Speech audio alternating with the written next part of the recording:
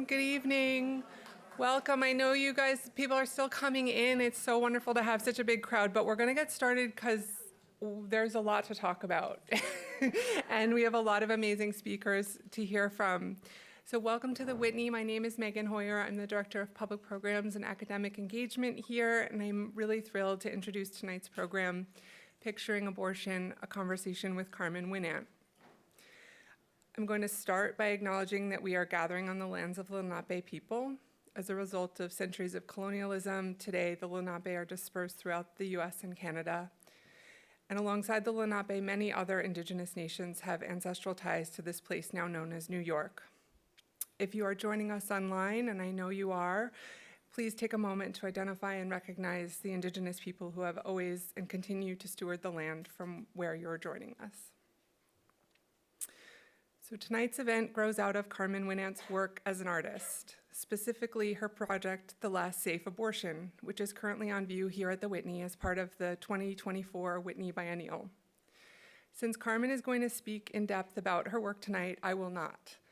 Instead, I want to offer some very brief context about the Biennial and how this conversation came to be at the Whitney. In their framing of this year's Biennial, co-curators Meg Onley and Chrissy Isles have cited the radical rhetoric around gender and authenticity that is being weaponized politically and legally to perpetuate transphobia and restrict bodily autonomy as part of the background against which our artists are working today.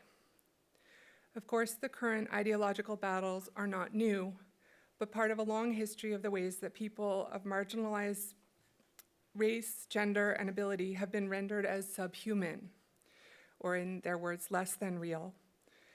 Against this background, the Biennial itself is animated by the voices of artists who are confronting these legacies, and it provides a space where difficult ideas can be engaged and considered. The Last Safe Abortion beautifully crystallizes such an approach to art's role in our present moment, including Carmen's commitment to extending the work through the conversation she has convened tonight, bringing together abortion care workers to consider the role of photography in how we understand abortion and how photographs might help us to think about it differently. If you haven't yet seen the exhibition or you want to see it again, it is on view through August 11th. And I want to say a huge thank you to the amazing curators, co-curators Meg and Chrissy, as well as Beatrice Fuentes and the whole Biennial team for this incredible, rich, and inspiring exhibition.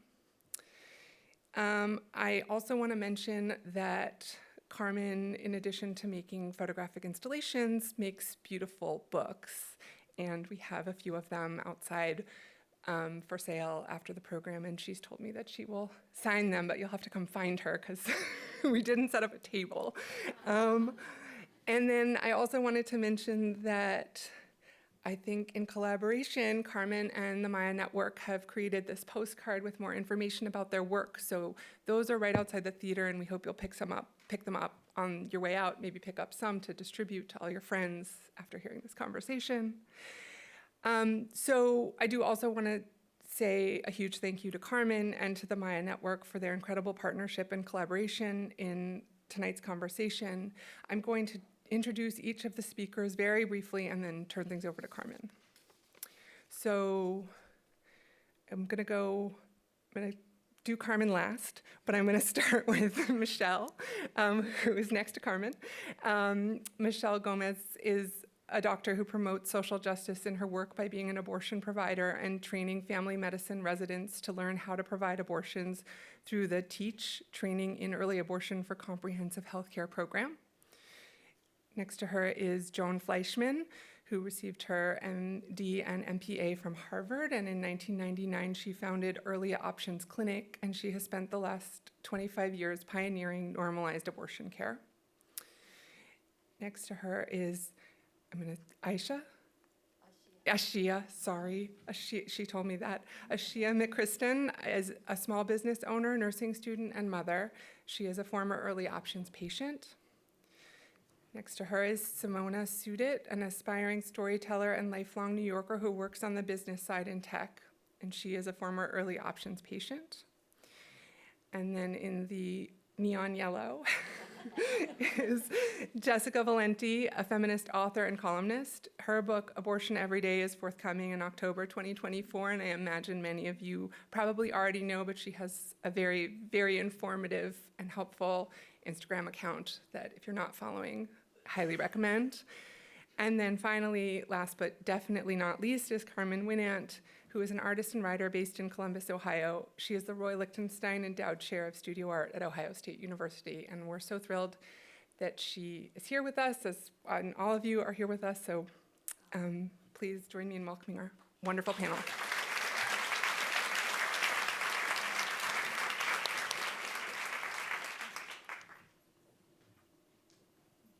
Hello, everybody. I just want to, can you hear me okay? Okay, I just want to echo that thanks, and I'm going to launch right into it.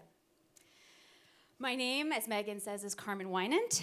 I am an artist, a writer, and a feminist. I'm also a professor, community organizer, a prison educator, and a parent. I'm here tonight with the clinicians and former patients of MYA Network, as well as activist and writer Jessica Valenti, and I am so honored to be on the stage with each of you. We have gathered to speak about the relationship of pictures to abortion care, advocacy, and narrativization. While we will be contextualizing that conversation in the larger realm of politics and clinical methods, this is not a conversation about the state of reproductive justice, coalition, or medical advancement per se. Tonight, and inside of a museum, our focus will be on the question of representation, or put another way, how might pictures be utilized as a tool rather than a document of movement building and liberation struggle? In service of that conversation, I'll begin by introducing my own photographic installation, The Last Safe Abortion, as Megan mentioned, which is currently on the 6th floor of this museum in the biennial, and speaking to the kinds of pictures that I encountered in the world that moved me to make it.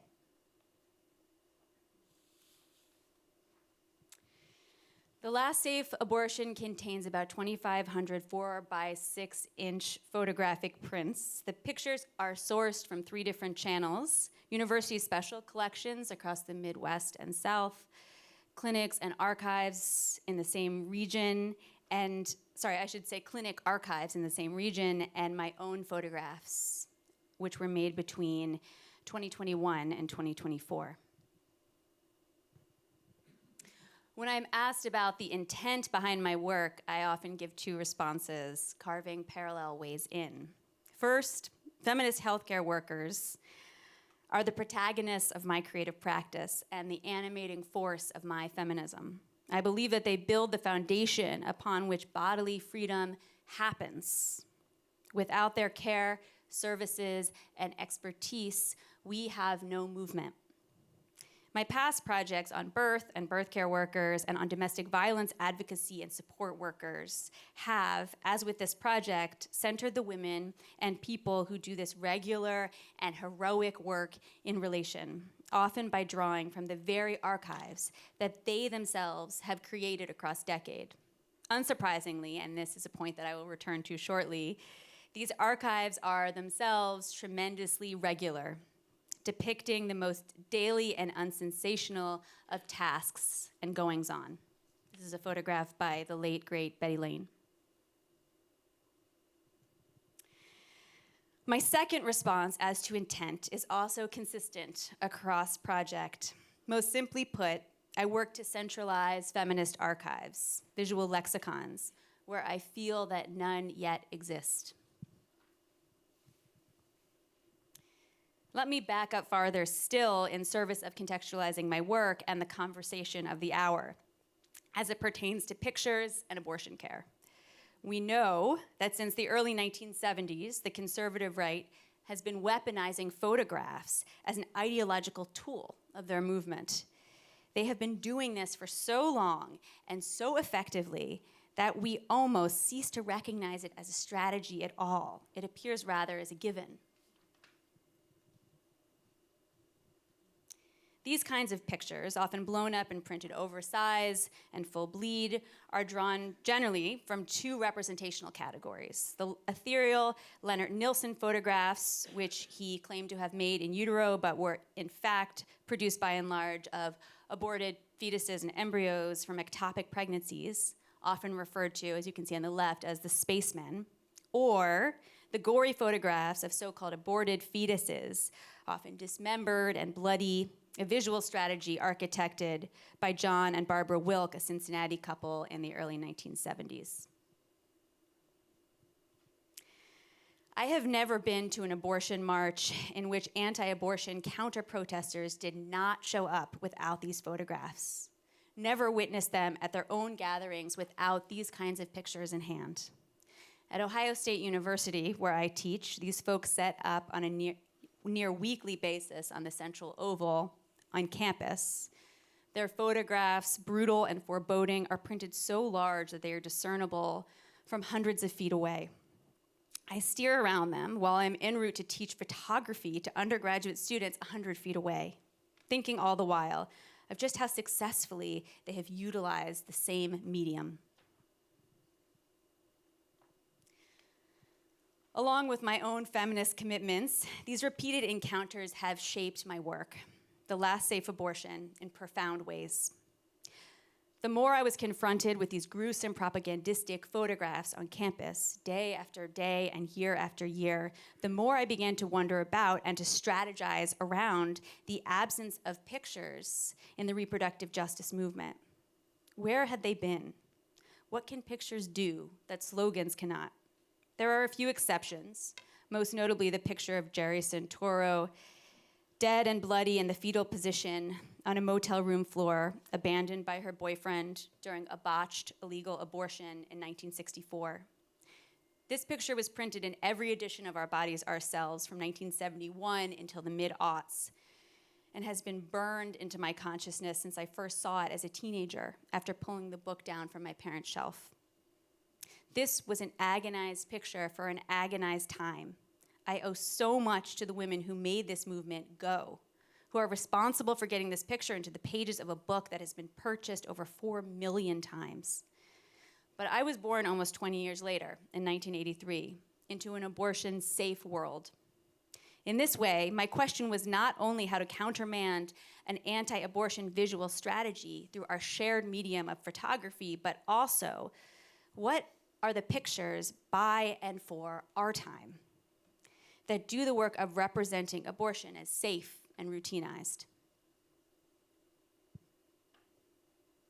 While it wasn't necessarily clear where to start, what was clear to me was that my work would center care workers, that it would not omit labor and human beings, both pregnant people and the reproductive health care workers that attend to them, from the picture. I began in the Midwest, where I live, visiting clinics and special collections, sifting through their pictures, and eventually moved to the South. In university archives, I steered around photographs of firebomb clinics, of cops, of confrontations with Operation Rescue agitators. These pictures were fraught, already too familiar in my consciousness as signifiers of abortion. I wanted pictures of the inside.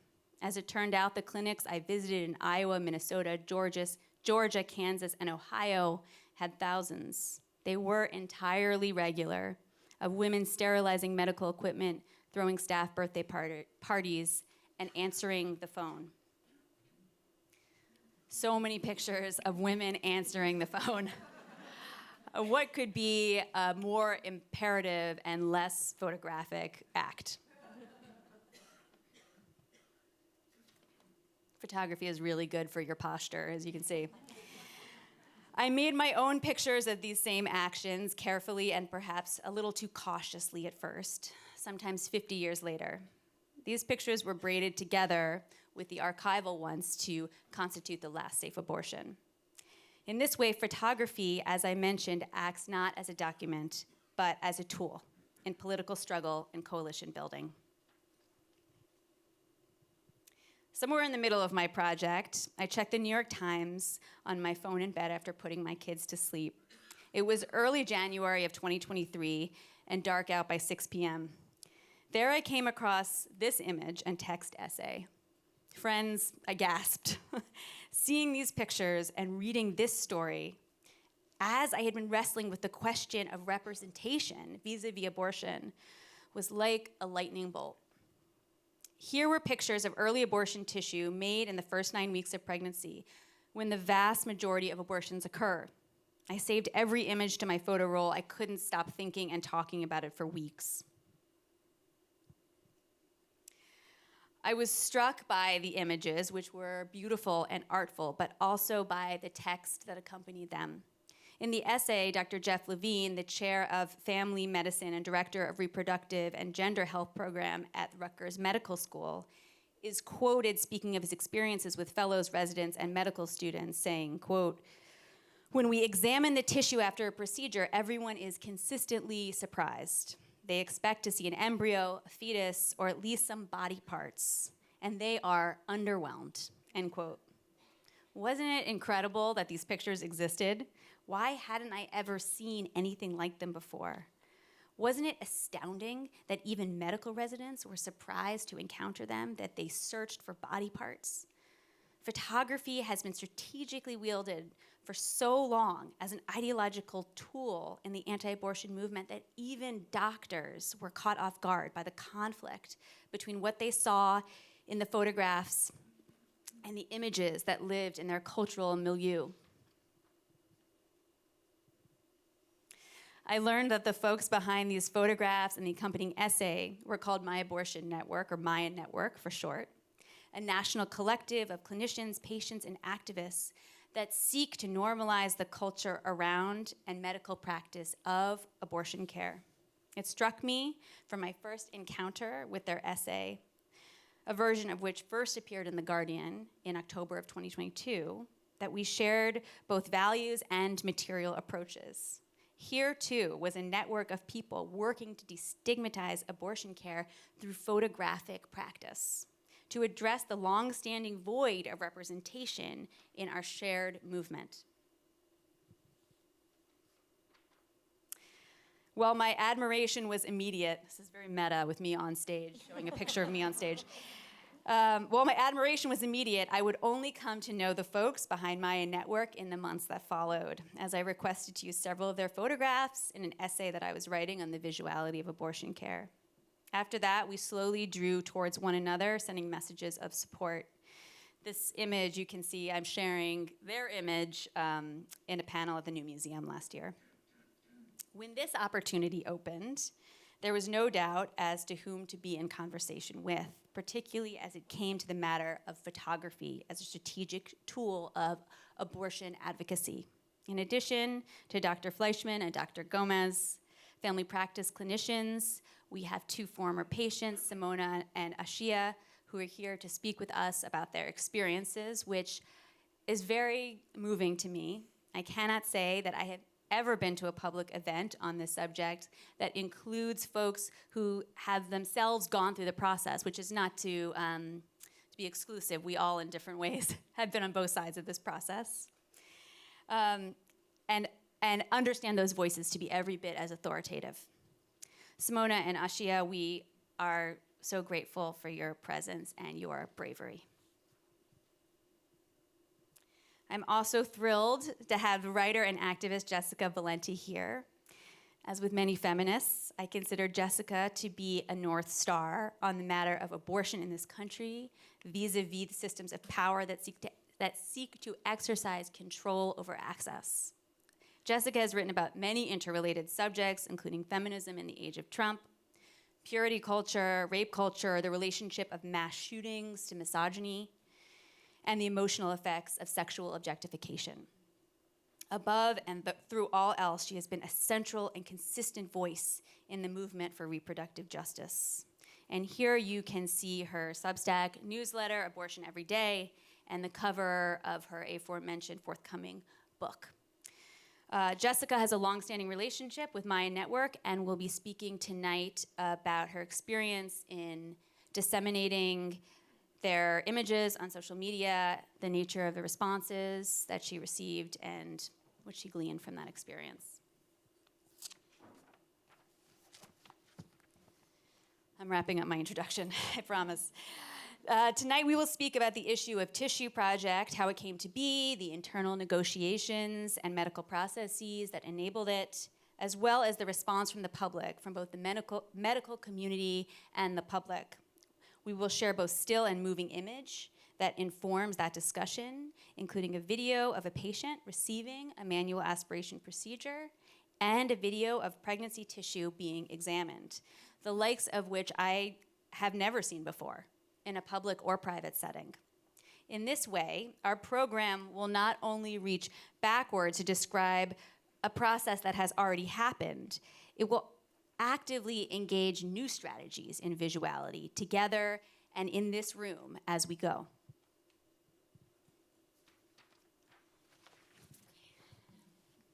The great queer and feminist studies scholar Sarah Ahmed has written that feminism is, quote, the dynamism of making connections. In every sense, this process has affirmed that belief. In making the last safe abortion, I came to know tens and tens of women, many of whom have been in this work for decades and in some cases from before I was born. Our friendships and solidarity have been a great gift and yield of this work. And now, here we are. I consider this convening, our new connection, all that we have shared and built in the making of this program, to be the work as well, and not only its scaffolding. And with that, at last, we will open our panel. Don't clap yet. Got more to go. Which I'll be facilitating. Okay, so we're going to start with the MYA Network clinicians, and I'm wondering if you two can introduce yourselves. Hi, I'm Joan. Oh, you have to use your mic.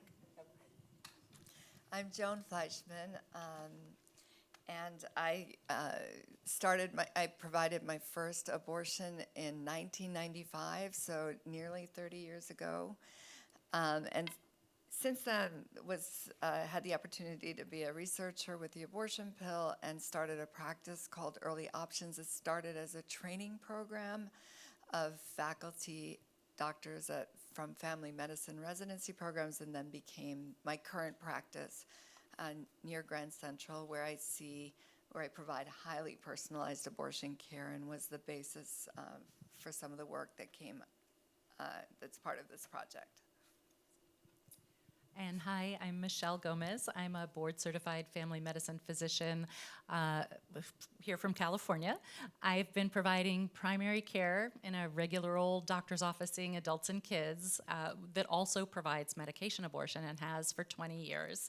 I'm also an assistant clinical professor with the University of California, San Francisco, where I train family medicine residents to provide medication abortion and procedural abortions through a not-for-profit called TEACH, which you heard about before, Training in Early Abortion for Comprehensive Health Care. And Carmen, I'm just really grateful that you invited us to be part of this, and thank you all for being here.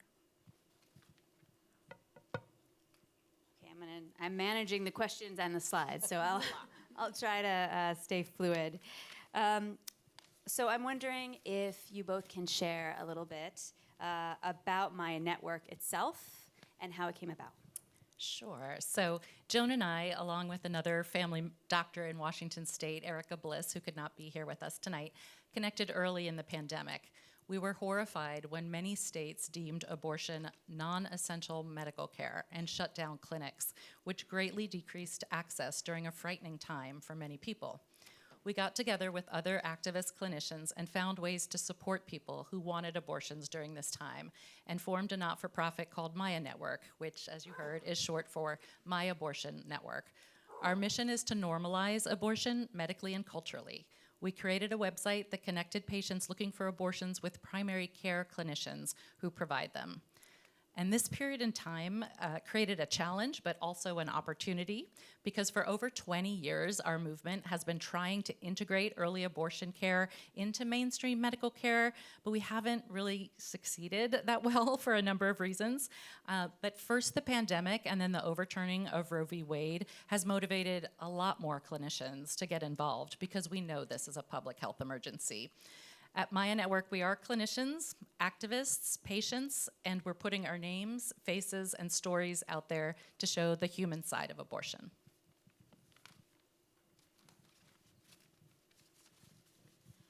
Thanks. So this is a conversation, as I mentioned, about the representation of abortion. But to contextualize that, as we've discussed, it would be helpful to understand more about abortion, about how it functions, before we talk about the issue of tissue project that I mentioned coming across. So, Michelle, can we start with you talking about methods? Sure. So to start with, there are two main early abortion methods. You've probably heard about abortion pills or medication abortion. In fact, maybe even in the news today. It's a good start. The most common regimen consists of two different kinds of pills. The first pill, mifepristone, blocks the hormone of pregnancy. The second set of pills causes the uterus to contract and empty its contents. And together, the medications basically cause a miscarriage. What changed during the pandemic is that we could finally mail these pills directly to patients after even just a telehealth visit, which broke down a huge barrier to access, right? Because so many people don't live near an abortion clinic or can't take time off work or get childcare to go to an appointment. So this was a huge change. The other method is a procedural abortion, and there are several different types. And I'm going to turn it over to Joan here to talk about MUA abortion. But before doing that, I'll just say briefly that I had a procedural abortion between the birth of my two children. I've never had a pill abortion, but I know that's something that we're going to be getting into briefly. So that's something that I feel familiar with also on the other side.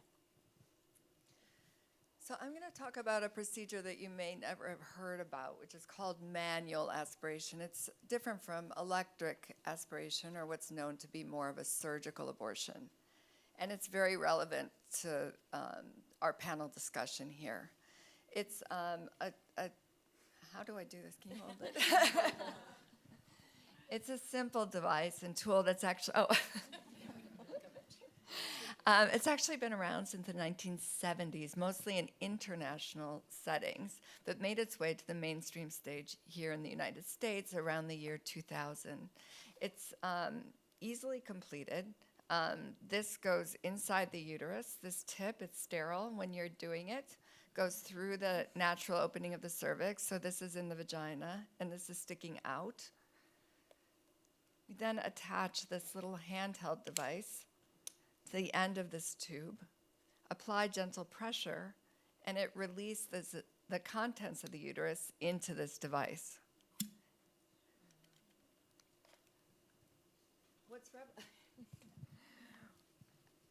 It can be used to both initiate an abortion, to treat a miscarriage, or it can also be used to treat ongoing bleeding related to either one.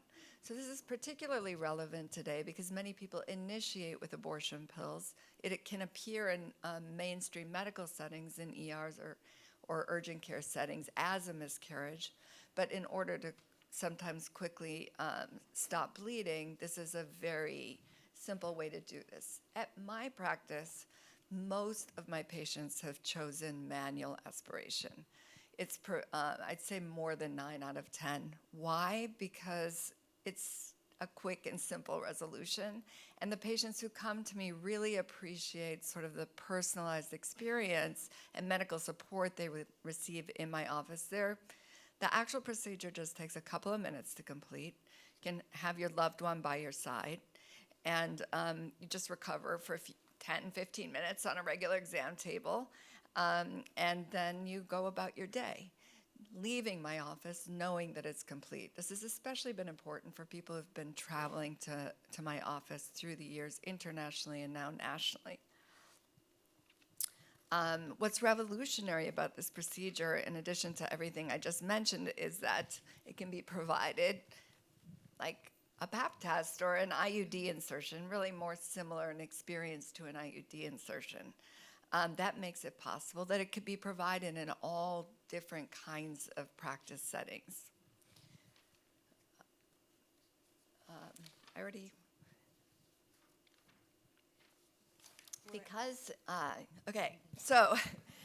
This was a debate about what to present here today. Because it's hard to imagine this procedure, we decided to show you one. one of my patients, we're going to call her Lucy today, agreed to have her abortion filmed. This is groundbreaking for many reasons. What you're going to be seeing is on the left side, you're going to be seeing the procedure viewed from her perspective. It was actually filmed by her boyfriend during the procedure. And on the right side, you're going to see a side view of the procedure, so you're going to see exactly what I just explained to you. This might be emotional for many reasons for you to see this. We went through a discussion about this very similar to our decision to publish photographs of abortion tissue, knowing that this would be emotional for many, many reasons for those who saw it. And we decided today to show you this procedure and following it with a tissue exam, an actual tissue exam that I performed in my office for the same reason, that this is medical care. This is actually probably the most common procedure on this planet. You can see open heart surgery on the internet, and yet you can't see an actual abortion. So here's the video.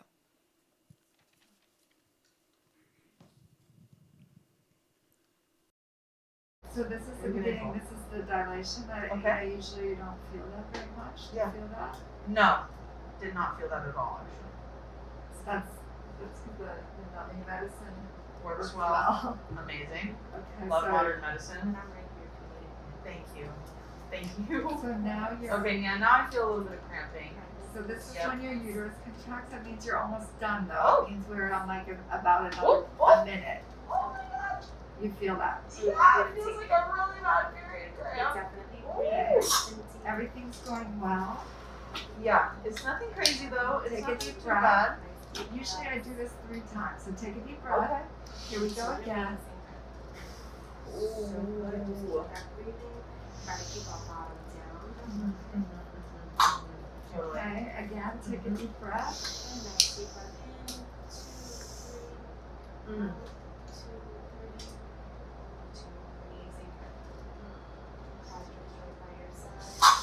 Everything's done, but I'm gonna just do one final quick check, okay? Okay, Just to make no sure, problem. but you're Yeah. all set. Yeah. That's why we're here. Yep, you're done. Amazing. All right, Wow. just gonna take everything out. Okay. How bad was that? That was not bad, dude. That was like a pap smear. I mean, a little extra, but like. How bad? Like, do you get period cramps?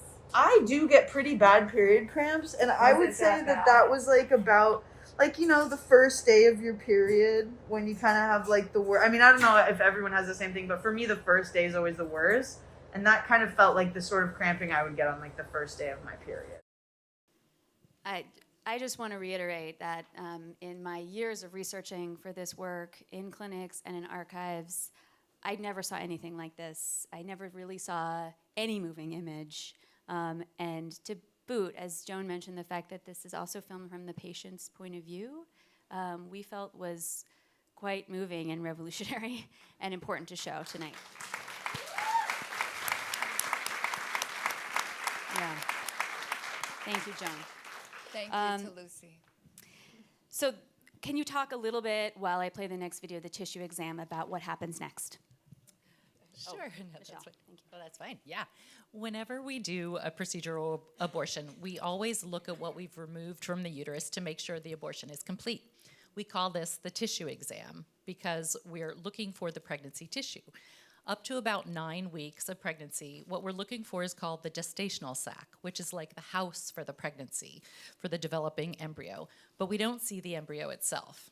In our combined 50 years of practice, and we and many of the clinicians, all the clinicians that we know who have done this work, have never seen an embryo after a manual aspiration up to 9 weeks. One of the nice things about a manual aspiration abortion is that it's gentler than some of the other methods. So the tissue remains intact and is easier to identify. It means we can perform the procedure earlier in pregnancy, as early as 4 to 5 weeks, when the pregnancy is really tiny. And as many of you know, that's 4 to 5 weeks from the first day of their last period, which is how we date pregnancies, not 4 to 5 weeks from conception. And that's right about when they're going to miss their next period, so that's really early. This next video shows Joan performing the tissue exam, taking the contents she removed from a patient's uterus, and this is a different patient, after the manual aspiration procedure, and rinsing them with water to remove the blood so she can look for the pregnancy, which again is very small. The patient was 6 weeks pregnant, and at the end, are we at that video? Sorry, I missed it. No, that's okay. No, I played it while you were talking. Oh, okay. I'm slow. I went too slow. So at the end, you see Joan pointing out the gestational sac, and then the other solid pieces of tissue that you see in the glass dish there are the pieces of uterine lining. And it takes time to be able to tell those apart, but we wanted you to see the process just so you could understand how it worked. As I've noted to Joan and Michelle a number of times, it's the exact same light box that I have, and if there's other photographers in the room, you'll recognize that as a shared tool of seeing through, sort of illuminating from beneath. Okay, so Michelle, will you talk a little bit about what it is that we're seeing here? Sure. So in these images, you can see the gestational sac circled on the left in that glass dish. And on the right is a diagram of where this comes from in the patient's body. Sometimes people have trouble understanding this. But the gestational sac is located inside the uterus. And again, in the diagram, it's circled, this time in black. The rest of the tissue in the glass container is the uterine lining, also called decidua at this stage. And it's represented in the diagram on the right as sort of the darker purple lining of the uterus. If there were no pregnancy, that's what would come out as the menstrual period.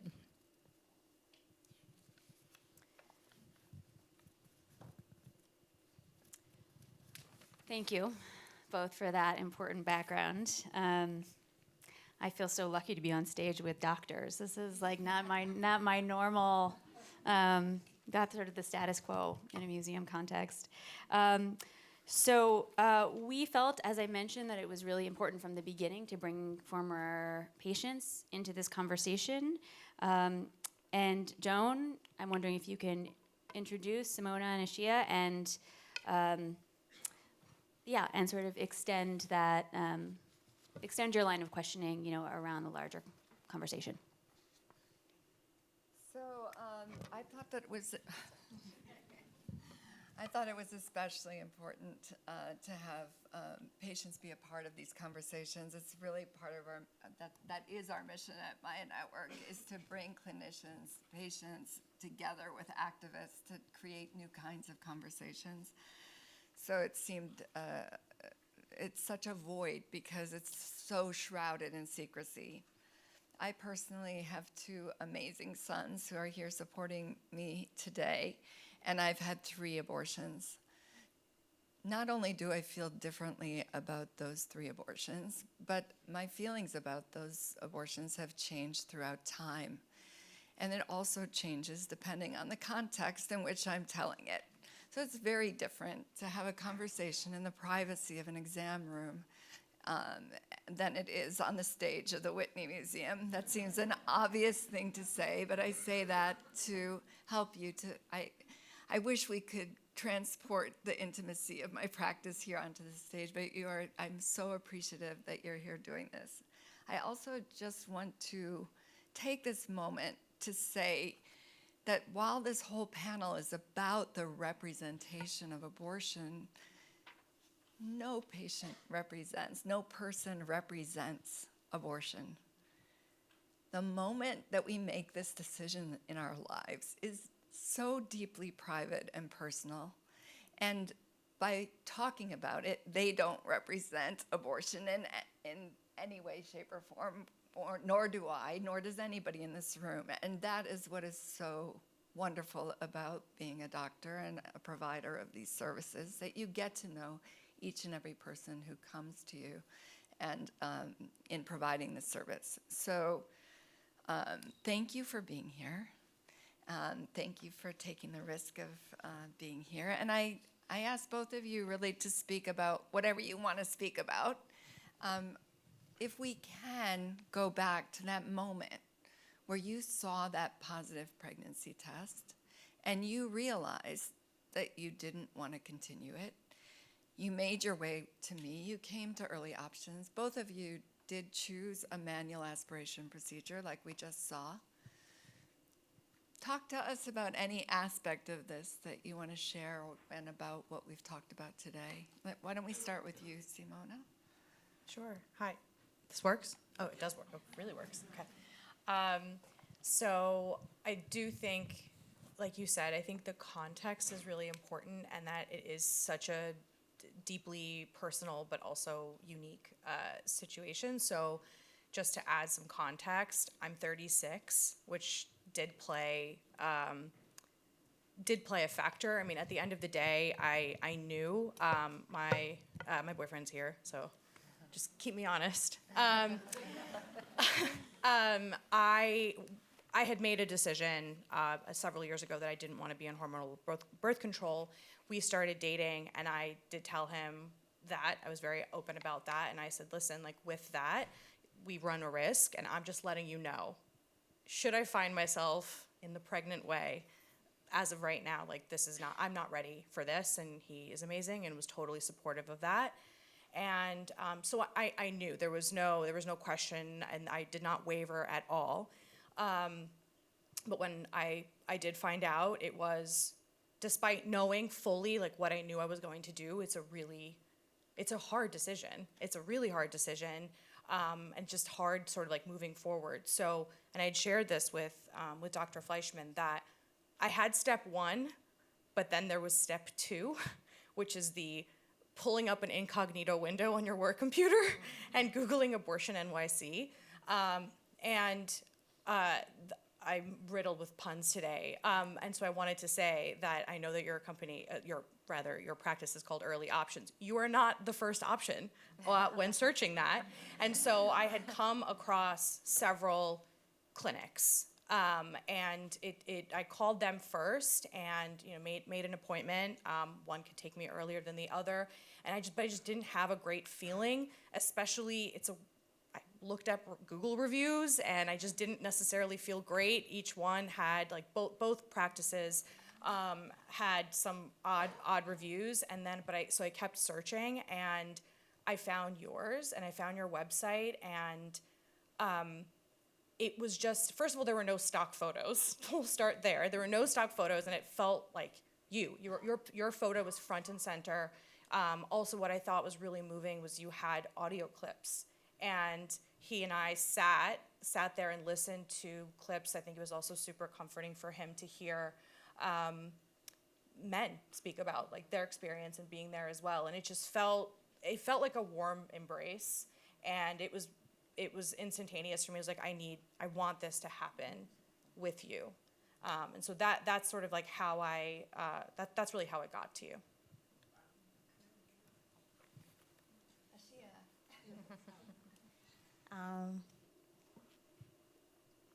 When I chose to go to Dr. Fleischman, it was a very hard decision. My daughter was like 3 years old, so it was really tough. But initially, when I saw the pregnancy test, my mind instantly told me the decision I should make. But just like physically going to do the procedure was really hard.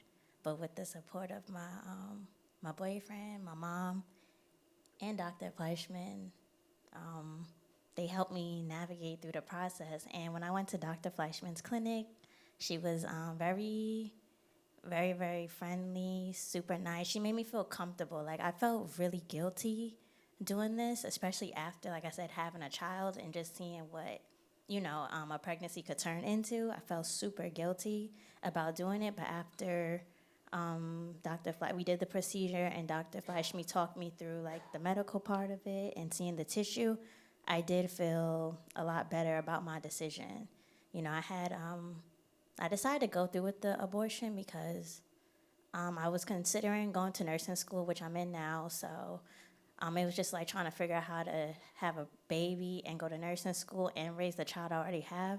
It was just a lot. So I feel like I eventually did feel like I made the right decision going to Dr. Fleischman, and just seeing that I felt like I was like I felt guilty because I felt like I was killing a child, but then by going to Dr. Fleischman and seeing the tissue, I saw like it's not like people make it seem like it's like a full developed baby with like hands and a heart, you know, and a brain, but it's not even at that stage yet. So I felt a little bit more content with my decision. Like it's it's a very emotional process, but Dr. Fleischman was like very great to me, and through the process, she was super gentle and very caring. And I really appreciate her services and the education she has brought to me about abortions and making me feel a lot more confident in my decision.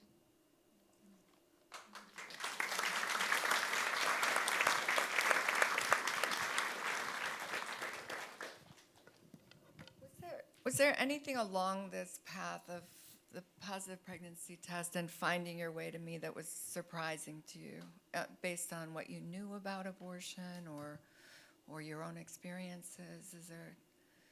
What did you learn in the same way we're trying to sort of teach everybody about what this is actually like?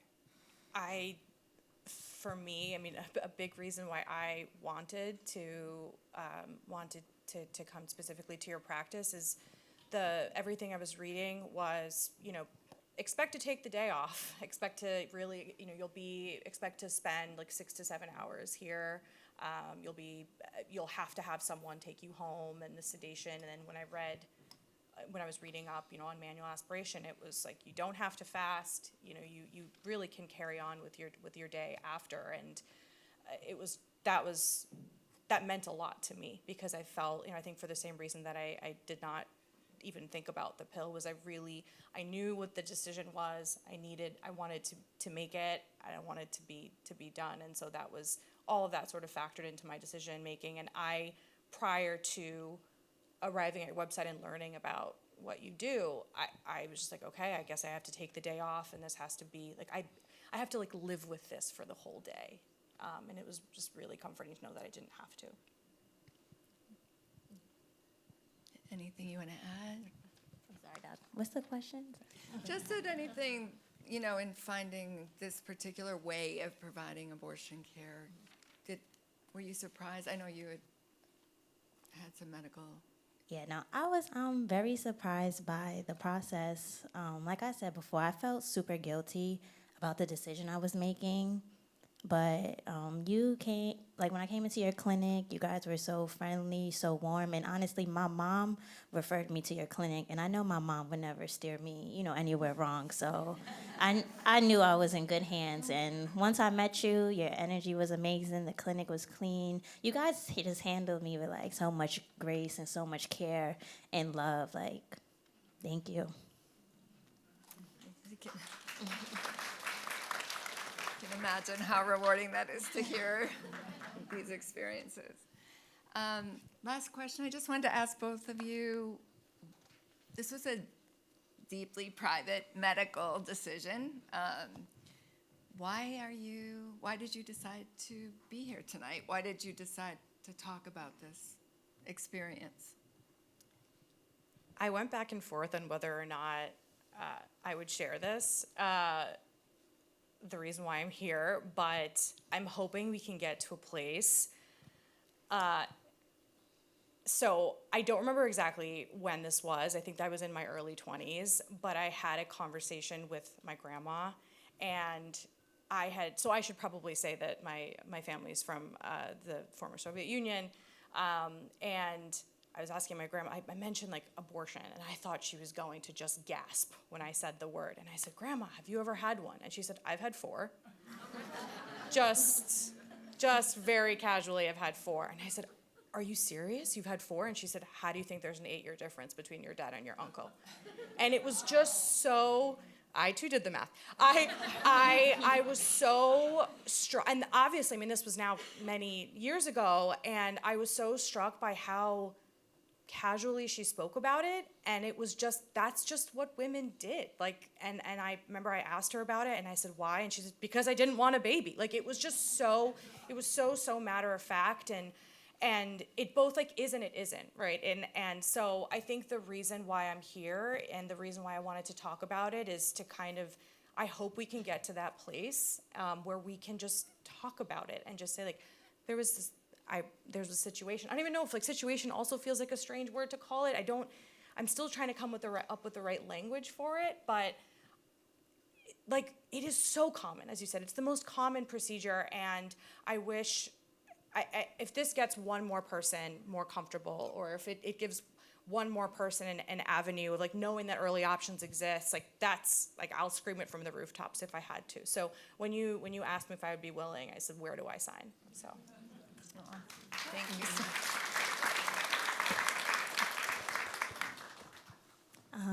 I decided to come and join Dr. Fleischman and everybody on the stage and share my experiences because I just wanted to share my story and hope like it makes anybody else that's feeling guilty out there, maybe it makes you feel a lot less guilty, and maybe you could find a lot more comfort in your situation like I did. Like it's definitely a process because it's not only physical, the procedure is mental and emotional, but it's something that I've been able to work through, especially with the help of Dr. Fleischman and just her educating me about how abortions work and the tissue. Like when I saw the tissue, I was shocked. Like I couldn't believe that's what was in me. Like when you get pregnant, you think it's like a baby, but it's not. It's really not. It's blood and tissue. So it just makes me sleep better at night, and I hope anybody else in the audience and out there, like if you're battling with guilt over an abortion, I hope you find comfort within me sharing my story.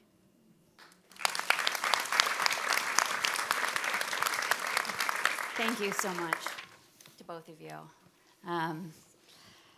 Wow.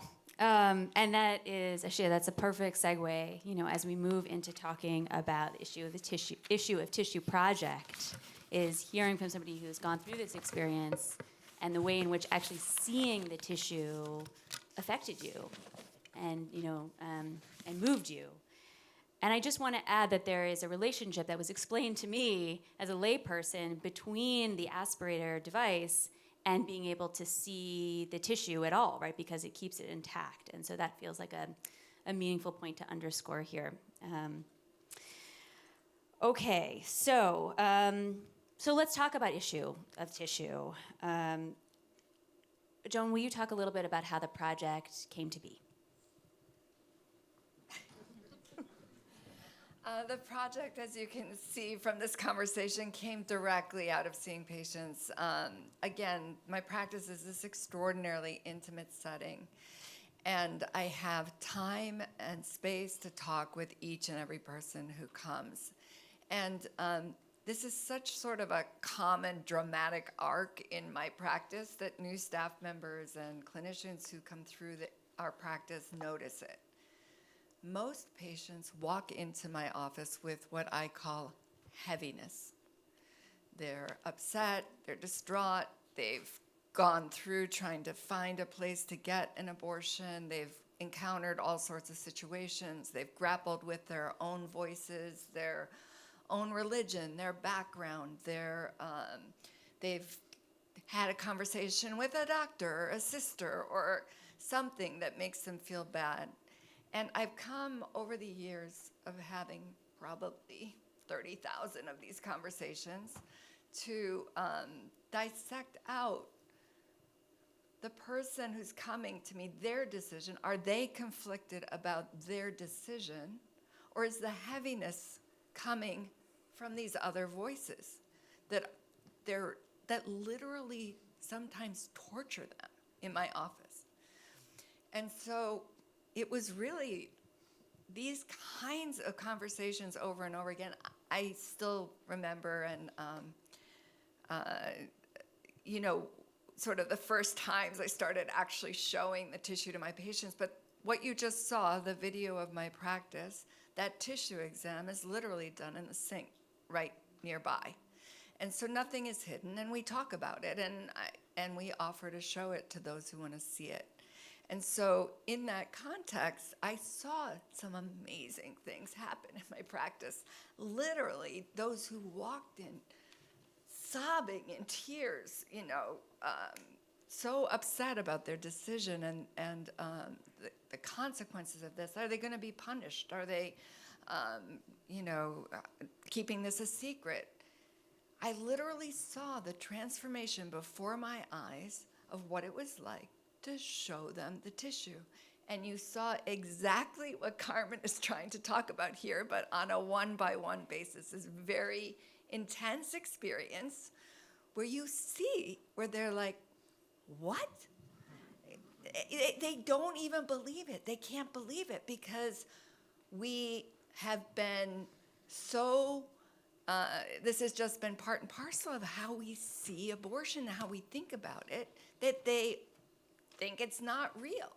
And so not only do people, experience relief, but I often would see people almost quickly go from grief to relief to anger. So many people in my practice felt like they were duped, that they were lied to, that all of these images were manipulative to create a particular emotional experience that they indeed were having in my practice. So this is where does that imagery, where did those ideas come from? As Carmen pointed out, or here in my home state of Wisconsin, where the highways are lined with these billboards. These are just one example of where this imagery comes from. Should I include this? Do you want to jump to this next slide too? This is a guy was outside my office protesting. I love the preborn human, but the irony of this photo is he actually followed this patient up to my practice and started to come into the door, and the patient he was harassing had a 6-week pregnancy, so that particular day there was sort of this added irony, showing her the pregnancy tissue in contrast to this huge blown up photo that she was confronted with. I have a very, very, people have mentioned these voices, these audio voices. I actually have the voice of that patient talking about this experience and the cruelty of it on that particular day of her life. Yeah, I just want to add that we were really pointed and intentional in using the word representation to think through this question of abortion and abortion care and the visuality that attends it. Seeing the tissue, right? That's like a kind of visuality. There's a kind of representation there. That was not a choice that was given to me,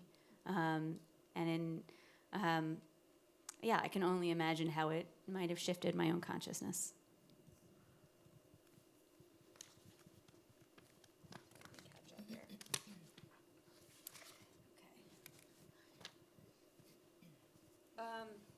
Okay, so Michelle, what was your experience with people seeing the tissue for the first time? Yeah, so for 20 years, I'd been training family medicine residents to perform abortions, and I had similar experiences when I showed the tissue to patients. They were almost always shocked by how small the pregnancy was. The residents I was training were also shocked, as you heard earlier from our friend at Rutgers.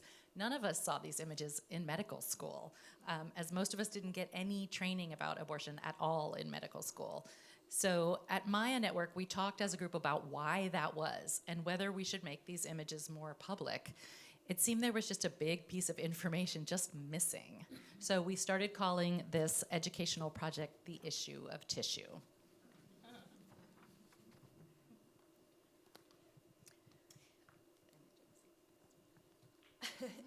Yeah, the funny piece of this story was that I was being interviewed by The Guardian, by a wonderful journalist named Poppy Noor. And she had called me to talk about this incredible topic that I thought was just very meaningful, about the relationship between miscarriage and abortion, sort of what's the difference, both philosophically, medically. And I was in the middle of a busy patient day, and I ducked in to an exam room to take the call. And while I was talking to her, I said, not only is it, not that much different, a pregnancy that ends via miscarriage for chromosomal reasons or because the environment's not right, But, you know, the time isn't right for this parent to have, this person to have a child. And then I said, but also, you know, the tissue looks the same. I had just seen a patient who had a miscarriage, and it had just come out, and it looked exactly the same as an abortion. So I said, look at this. So I put it on FaceTime and turned the phone upside down and showed her a tissue exam. And this journalist, who had been in the field for reporting on reproductive health care, was absolutely shocked. She went back to The Guardian, back to the editors, and presented this opportunity to show what tissue actually looked like. And according to her, you know, the people that she was working with were completely stunned as well. So Joan approached the rest of us at MYA Network with this idea of making the tissue images public in a Guardian article. And we gathered our MYA clinicians and allies, many of whom are in this room, and we talked about it a lot because we knew there would be controversy in the public and even among our colleagues. Right, so can you share a little bit about what those concerns were amongst our colleagues? Yes, well, most importantly, we didn't want to add any stigma to people who had abortions later in their pregnancy when there is an embryo visible, right? We're not making any judgment that this is okay when it looks like this and it's not at another time.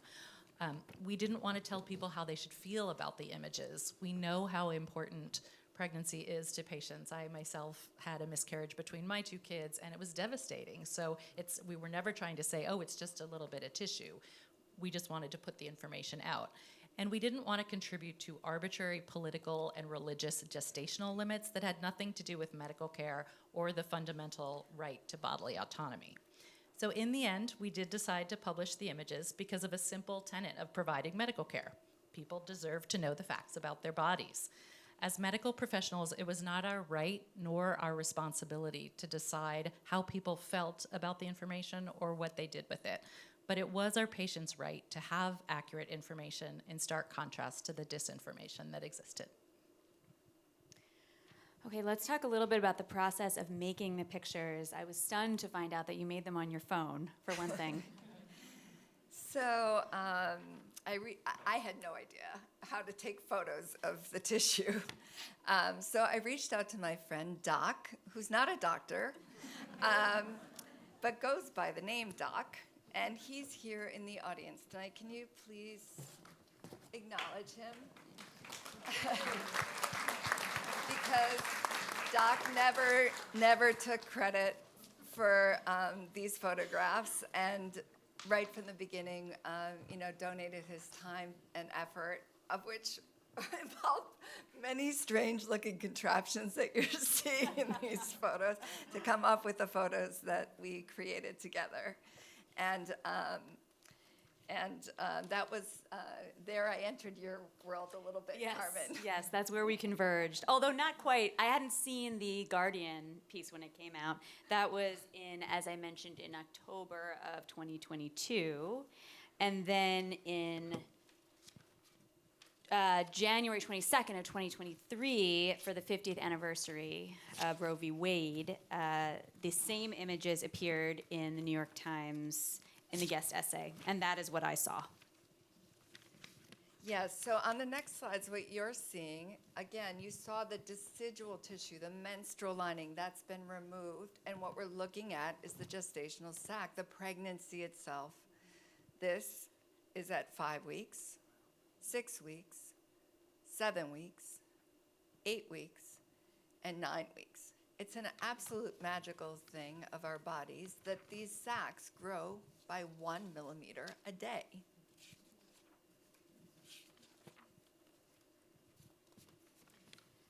Okay, so I want to turn now to what happened after the photographs came out. It was really useful to hear about the process of getting there, not just like the material process of figuring out how to make the photographs and seeing the contraption from non-photographers, medical doctors, but also hearing about the internal negotiations and conversations that yielded them.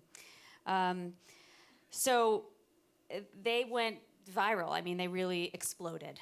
And Michelle, I'm wondering if you could talk a little bit about what that felt like. Well, we were stunned at the power of photographs and of social media that can disseminate them. It's hard to tell you what this experience was like for MYA Network. We were a group of volunteer doctors, and we had no infrastructure to deal with the response we got and the number of inquiries we got. We had some of Joan's staff who helped out, and she was busy scrambling trying to get safety and security together for her own office. So it was quite an event.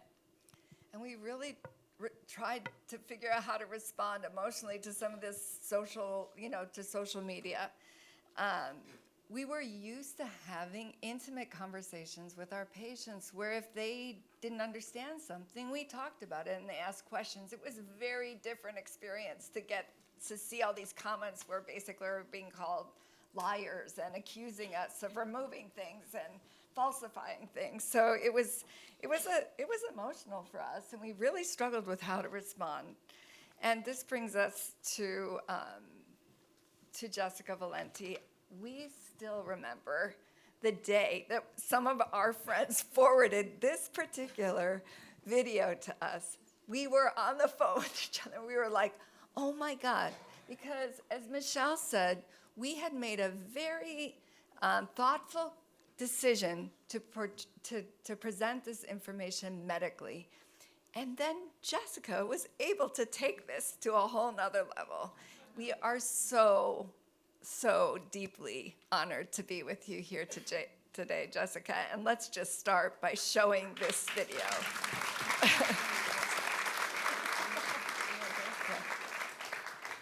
Right now, abortion is banned in 14 states. 8 other states have their bans blocked, which means they're being battled out in the courts, and there's still a good chance that they are going to be passed.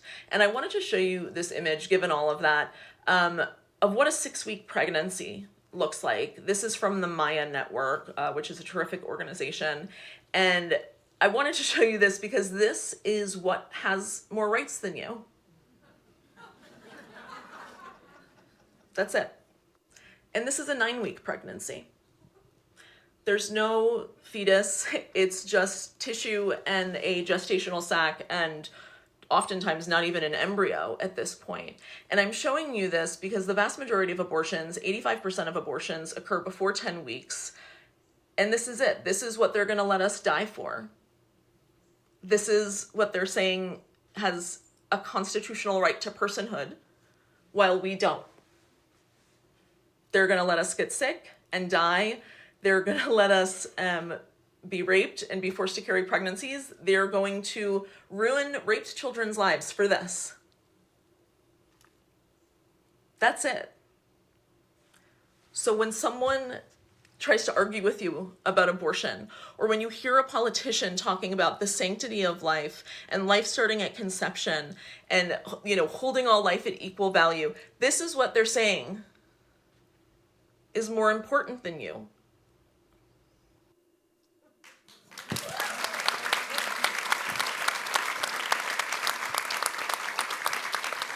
So, Jessica, welcome to the conversation. Thank you. Will you tell us a little bit about your experience of encountering these images, sharing them, the response that came in? Sure. It's very funny to watch this video, which is, not quite 2 years old, and my hair is so much grayer, and I do not think it is a coincidence that it's because I've been doing this work for the last 2 years. Interesting. I just want to say, first of all, I'm so grateful to be here and to be included in a conversation like this one, which feels proactive and nuanced in a way that I think we don't often get to talk about abortion because we're so frequently on the defensive. We're so frequently just trying to get to the next day through the next trauma that it feels really important and really good to be able to sit in a room like this one and have a more complicated, nuanced conversation. So thank you for that. I have been talking about feminism online for 20 years, and I've seen some pretty big blow-ups, some pretty big reactions and backlash, but the reaction to these images blew me away, completely shocked me. It was one of the most explosive social media reactions that I've had. And as you've heard from so many people talking tonight, that's because the images really did upend people's understanding of what early pregnancy and what early abortion really look like. And I heard from so many pro-choice people, right, who had, really pro-choice people who do this work for a living, and they had no idea what early pregnancy really looked like. And what was so odd to me and continually strikes me as odd is that there's no reason that they should know, because the images that were shown in spaces that are supposed to be politically neutral, right, like a Google search or a pregnancy app, don't have any basis in reality. They're not showing us the truth. And wherever you are on the political spectrum, you are still being led to believe that pregnancy looks like a little baby doll, and that's what it is. And so a lot of the people that I heard from, the pro-choice people in particular, these images help them get through a lot of shame, I think, both for having abortions and having miscarriages. I heard from people in comments, I heard from close friends, just all of these people who grew up being fed the same sort of anti-abortion propaganda that we all are. But what was really interesting was how angry people were, how angry pro-choice people were, that we don't see these images all the time, that these images aren't being blown up on poster boards anytime there's a Senate hearing, or when we're taught about what pregnancy, is like in schools or in the media. It was a realization, I think, for a lot of people that there is this huge educational and cultural gap. And I think part of the reason that they were angry is because it's easy to see that images like this are powerful enough to change people's minds, right? When you are able to point to an image like those images of early pregnancy and say, Republicans are passing laws that say this has more rights than you, that is important, that is powerful. That can shift things for people. And I think that's what is so important about these images. They're not just pictures of early pregnancy. They're a visual representation of the lies that we're being told about our own bodies. And that terrifies me, honestly. And the ability to reveal that lie, the ability to show very plainly what the truth is, I think that does something to people, both on an individual level and on a cultural level. And I think that's what sort of led to this explosion. It's also that power, though, that made these images so dangerous to the anti-abortion movement. Their reaction to this TikTok and on Instagram and everywhere else was so incredibly telling, because they didn't do what they normally do. They didn't say, well, pregnancy starts out small, it's still a person. Well, it's individual DNA, they didn't go to their go-to talking points. They went straight to, that's not real. That's not real, you made it up. They accused me of photoshopping it, of saying I had digitally altered the photos to take the embryo out. They said that these were, in fact, just parts of the pregnancy that I was showing and not the entire pregnancy. They really refused to admit that this could be the truth. And I think the refusal to admit that these images could be real teaches us something really important. It teaches us that anti-abortion lawmakers and activists are deeply, deeply afraid of people knowing the truth about pregnancy and the truth about pregnancy and abortion and what they look like. They really do know that images like those could make them lose even more. And they're already losing very, very badly. They know that they have lost the cultural battle, right? They're losing at the elections, they're losing at polls, and they know that they can't afford to lose any more. And there was a particular moment when I realized how truly freaked out they were by these photos. Some of you may have heard of the organization Alliance for Defending Freedom, maybe. So this is the group that overturned Roe. This is like the most powerful conservative anti-abortion legal group in the country. They overturned Roe. They're responsible for the attacks on mifepristone. They just lost. Fuck them. Very happy about that. But they had one of their lawyers, one of their senior attorneys, after these photos came out, wrote an op-ed about the photos saying that they were fake, right? Saying that they only showed the gestational sac, no embryo. She wrote that the MYA Network either deliberately removed or strategically covered up the embryo. So just a pause on that for a second. This is the nation's most powerful conservative legal organization publishing an article about some photos, desperate for people to believe that this is not real. They really, really understood what the power of these images were. And they understood that if Americans, broadly, knew what early pregnancy and early abortion really looked like, that there would be a radical culture shift. And they can't afford that. We are in a moment right now where abortion rights is more popular than ever. Over 80% of Americans do not want government involvement in pregnancy at all. Not at 6 weeks, not at 26 weeks. They do not want it. They do not want the government to regulate abortion, pregnancy, period. And by the way, we're seeing support like that among Republicans in red states. Like, that's not just a national poll. These are polls we're seeing everywhere. And so to them, imagine what those numbers are going to look like if these images were everywhere, right? If these were the images that were shown in science class, and if these were the images that politicians who are trying to pass 6-week bans were confronted with on state house floors, it would be much more difficult for them. I just want to see them say out loud in front of one of these images, I think that this has more rights than my wife, my daughter, my colleague sitting across the State House floor from me. I want to see them say it in front of these pictures. I think it's so important. And that is why they are so desperate to not have this conversation and to not talk about it. And they've worked really hard to that end. You know, if you read the newsletter at all, I write a lot about attacks on democracy. And anti-abortion attacks on democracy and how hard they're working to make sure that voters don't have a choice on abortion, because when abortion is put directly to voters, abortion rights wins. But they're also doing this much more insidious, quieter cultural attack. And it's a cultural attack that is increasingly happening at the school level and is about education, right? Something I've been tracking is this set of laws, this legislative trend, and you can look for it. It's called the Baby Olivia Law.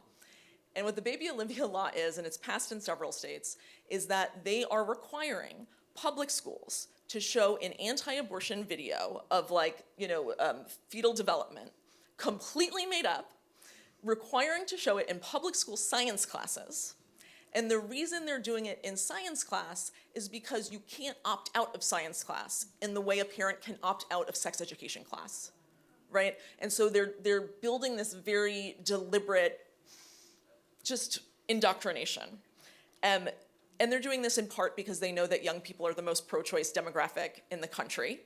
And they're also doing it because they know, and studies bear this out, that the more that people understand and know about pregnancy, the more likely they are to be pro-choice. And so their political and cultural success is very, very much dependent on our ignorance. And that's why, to me, these images really represent something much bigger than than a literal representation of early pregnancy. And the last thing I wanted to say is, and Michelle, you said this, it's just an acknowledgement of that critique which has come up, and it came up when I showed these images, which is that do we run the risk of stigmatizing abortion later in pregnancy if we're showing these images? And it's something I really do worry about because of the way that Democrats and mainstream reproductive rights organizations are so afraid of talking about abortion throughout pregnancy. They run from it, they don't want to deal with it, and that gives the other side a lot of ammunition. But I think that we have to be able to do both. I think that we have to be able to point to these pictures and say, this is what the vast majority of abortions look like, but also abortion at any time as fine and necessary and as moral as the other one, and that's okay. I think we sort of have to be willing to have these nuanced conversations and not let a very black and white sort of talking points culture in media get to us as well. And I just wanted to end with like a short story. Something you said about women on phones just hit me. I was just in Florida meeting with abortion providers and going to clinics and talking to the folks who are running Amendment 4, which is the ballot measure campaign in Florida to restore abortion rights.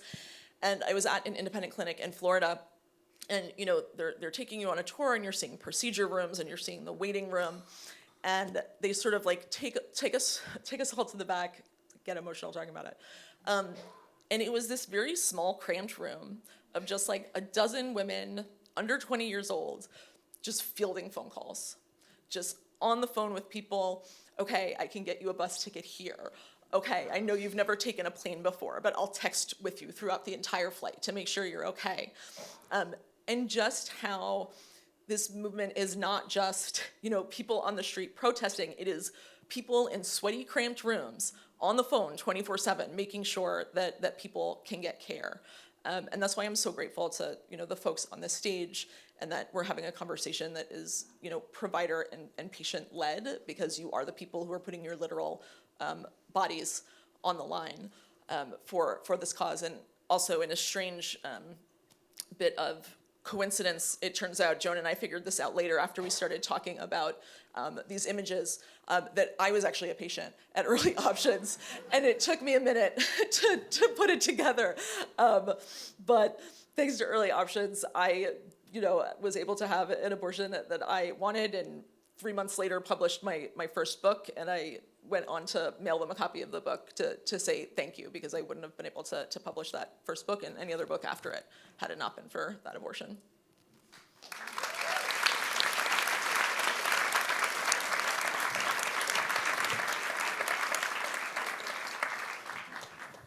Thank you, Jessica.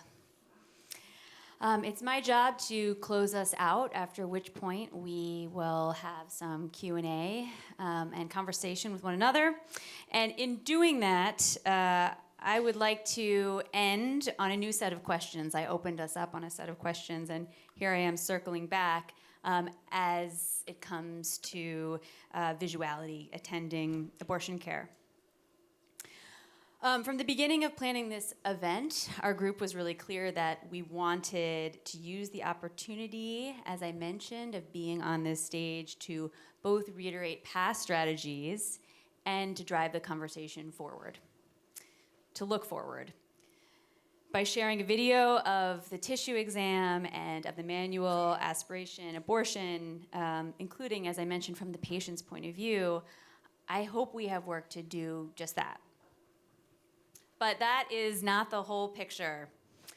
The Guttmacher Institute, which tracks abortion care providers, reports that 54% of abortions in the US are medical abortions, which is up, I should mention, from 0% in the year 2000. This was briefly touched on in the presentation, but to be clear and to reiterate what Michelle said, when we say medical abortions or pill abortions, we're talking about a 2-drug combination. Mifepristone, big decision today, taken along with misoprostol, which have been approved for use up to 10 weeks of pregnancy and are overwhelmingly safe and effective. So what does this mean? This means that women and pregnant people are more likely to have self-managed medical abortions, sometimes called SMMAs, with pills at home than they are to go into doctor's offices. So the question here literally is like, what does that look like? If we are increasingly having abortions at home, how does that shift the kinds of images that we make of them, if we make images at all?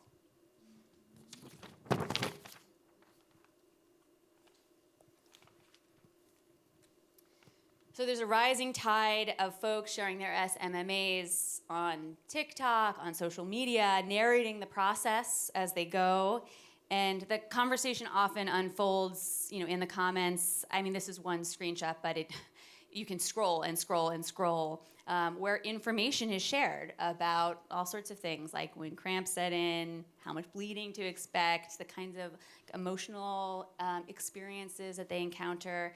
And I think we've all felt really moved in bearing witness to this information sharing network and the manner, again, in which pictures, right, made in this case by like regular women at home, continue to act in service of building feminist coalition through shared networks.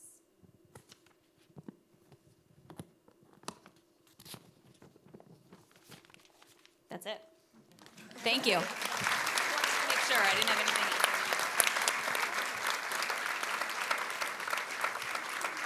Okay, so with that, we are going to take questions, and we have folks. Oh my goodness. Not how we timed it out.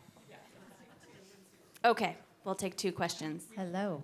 Oh. Yes, please wait for the mic for the live recording. So let's go 1 and then 2. Okay.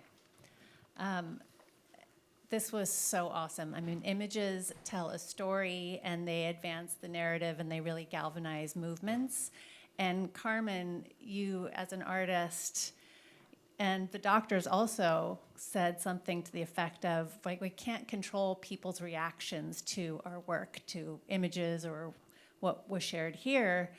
But I'm wondering, are there plans to, have you already published the video of the procedure, which I found so moving? If not, why not? If so, when? Because it was really inspiring to me. It is now available right now on reimaginingabortion.substack.com. Jessica? I was just going to say, one of the problems that they are going to run into, and Joan and I had a conversation about, okay, how can you get this video out there, because I do think it's important.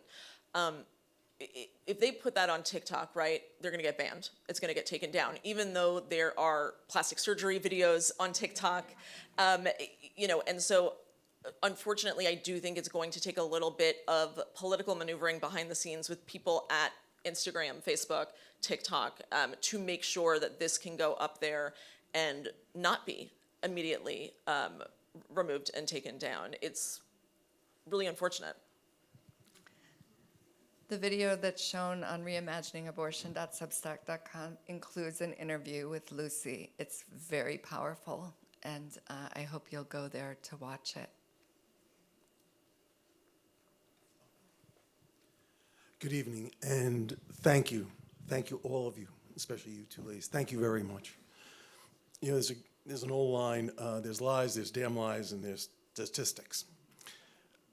And Victoria, how do you know that the information that you're gleaning and what you're getting, can you trust the people that you're getting information from? You hear so much things about late-term abortions, and, any person with a, casual understanding will know that mostly it's BS. But where do you get your information? How do you know that it's viable?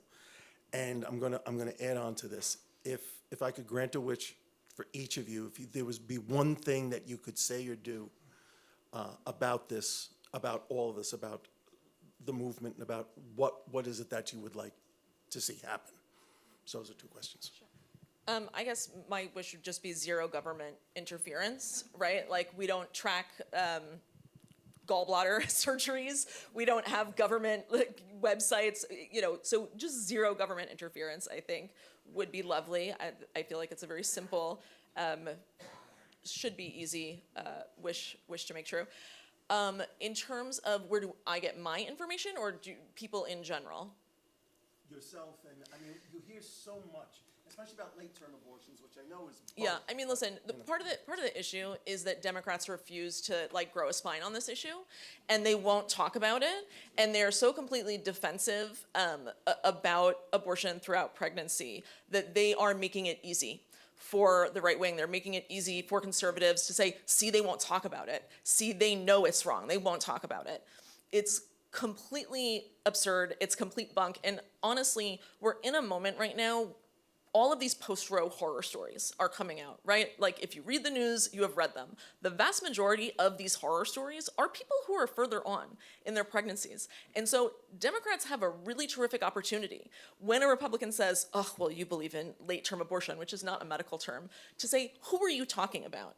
Are you talking about Kate Cox? Are you talking about Amanda Zarowski in Texas, who went septic?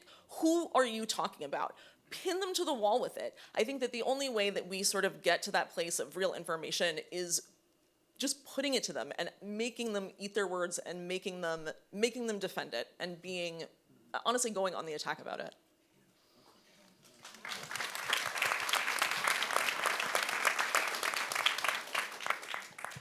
So we are at or over time. Sorry, we were planning on having a little bit longer for Q&A, but we had a lot to say.